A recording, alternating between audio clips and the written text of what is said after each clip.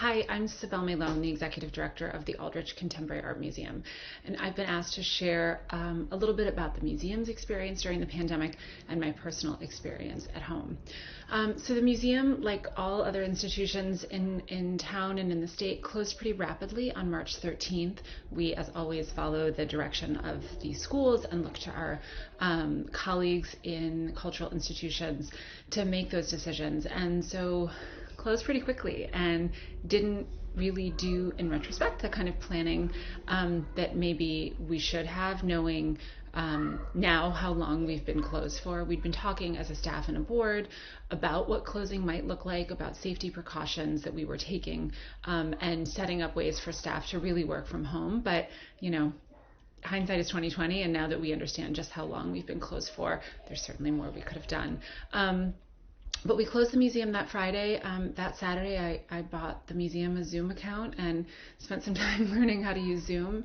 And by Monday, we were kind of off to the races. I think my concern and the concern of everyone on the staff and the board over this period has really been around the health and well-being of our staff, a continued need to serve our mission for a community, and a continued need to serve our mission for artists. And so first and foremost, I will say that I've been incredibly lucky over this period, and while I've been quarantining at home with my husband and 2 young children, and it's certainly not been an optimal place to get anything done, I've been healthy, and I've continued to be employed in a position that I find really meaningful and important. So that has been great. And I'm also thrilled that our staff has been healthy, so that quarantining really had the intended impact, and that everyone has remained healthy during this time. But so pretty quickly, the staff started working together using Zoom and using technology. And one of the first things that we realized that we needed to do was extend all of the loans for work on view on our campus. So we have 3 works of sculpture by Tony Tassett, Tom Friedman, and Radcliffe Bailey that are on view in the museum's campus right now in our sculpture garden. And those were all supposed to be deinstalled in March. But we realized really quickly that closing the museum's doors, we wanted to continue offer as much as we possibly could to the community. And extending those loans through the generosity of the artists and the lenders meant that we were able to keep those pieces on site through today in June. So that was really important, and we've been thrilled to see how much people have used them during this time. In addition, I think everyone struggled a little bit with the loss of canceling and putting off programs that everyone has been working on really hard for long periods of time, everything from exhibitions that were pushed to special events that were canceled to public programs that had to be delayed.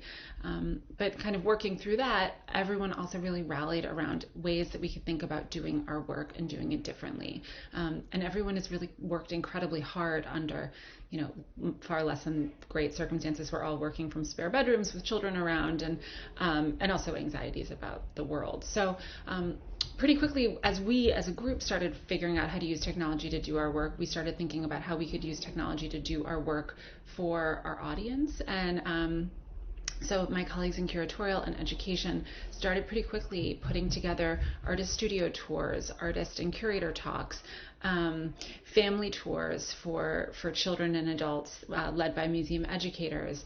And all of these things have been delivered via Zoom, via our website, via social media. And I think we really felt an obligation to continue to give our audience the kind of things that they've come to expect and rely on the Aldrich for, which is the opportunity to engage with artists, the opportunity to kind of expand their worldview. And we've just kind of had to figure out new ways to do that. But the response has been incredible. And I think that that's been really gratifying for all of us. And then we also, of course, were stuck with this question of how do we continue to be a platform for artists when our platform is gone, or the platform that we normally use is closed. And so we've done a variety of small-scale projects with artists, little commissions and undertakings that we hope will, allow us to continue to do that work. One of the things about the Aldrich is because we work with contemporary artists, we are working with the world in real time. So it's oftentimes artists, we look to artists to respond to the world around them, to kind of give us an expanded or deeper understanding of our current state. And so this seemed like an essential moment to do that, even if our doors were closed. So we've done a few small commissions. We did this project with an artist named Lucia Hierro. It's a project work called Cleanliness is Close to Godliness. This was sent out via mail to supporters and friends and our audience. This is a work by an artist named Byron Kim, Study of Sunday Painting for 2620. This is a body of work that some of its older versions are on view in the museum now. He writes these diaristic entries, and this one, of course, talks about Zoom. That went out in the mail a few weeks ago. We are preparing to reopen, and one of the things, of course, that we're mandated to do by the state, and we, of course, need to do in order to keep our staff and visitors healthy, is have everyone wearing masks. So we actually commissioned an artist named Lale Karamian to create masks for our staff. So when visitors come to the museum and see our staff wearing masks, they'll be wearing something that was actually made by an artist. This is a project that she's been working on for some time, and the museum senior curator, Amy Smith-Stewart, proposed that this be a way that, again, we could kind of do what the museum wants to do, which is use artists as a tool to look through and understand the world around us and understand our current moment. And certainly an artist-made mask project seemed like a great fit. So these are just some of the things that we're doing, and many more. But it's certainly been a challenge, and I would say it's been a challenge to continue to do our work, and it's a challenge, I think, for all of us to do it in these strange ways. But over the last month, what I've really been focused on is the reopening of the museum. Will reopen to the public on June 27th, and thinking about how we can do that safely.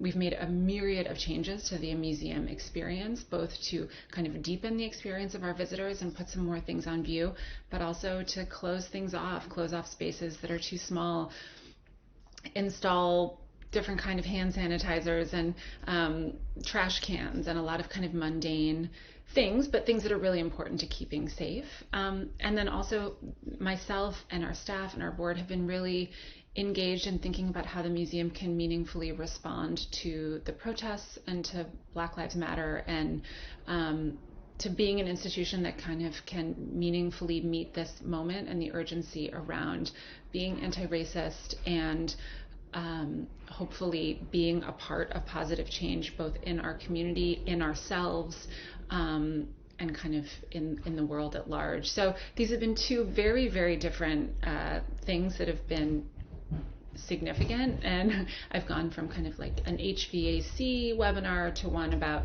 equity, diversity, and inclusion in the arts. And so it's a kind of wild combination, but both really important, and certainly very, very timely, and things that are absolutely necessary that the museum does. And I've been doing it all from home. So, it's been kind of wild. My husband is a teacher at Ridgefield High School, so he has been teaching throughout all of this. The semester has just ended, so I am greatly relieved, selfishly, that we now have more consistent childcare. Our kids are 8 and 5, and so Stephen has been working, our kids have been in school, I have been working, and so our life has become just a series of people walking around our house, holding computers, tagging in and out. There's a kind of military style precision that has to exist at the beginning of each day, where schedules are really, really tightly adhered to. A third grader is capable of a little bit more independence than a 5-year-old. So it has been just an absolute challenge, but I give Stephen and our kids a lot of credit. I think we've all kind of, in our own way, muddled through, and I think he and I are both trying to also appreciate the fact that we have gotten to spend a lot of time with our kids in circumstances that, I never eat lunch with them. So, trying to celebrate those things and be grateful for all that we have, and try to support them and support each other. And certainly, I've been trying really hard to support my colleagues, and I know everyone has, on our team had that impulse. But it's been hard, and I think the light at the end of the tunnel for me personally is reopening the museum, even though I know that may be temporary and it may be challenging. But I think at the Aldrich, one of the biggest things that we do is create a space for people, and to create a space for people around art, and particularly in challenging and difficult times, which is an understatement for what we're going through right now. I think I feel that that's more important than ever. So I'm excited to get out of my house. I'm excited to get back there, and excited to welcome people back. Thanks.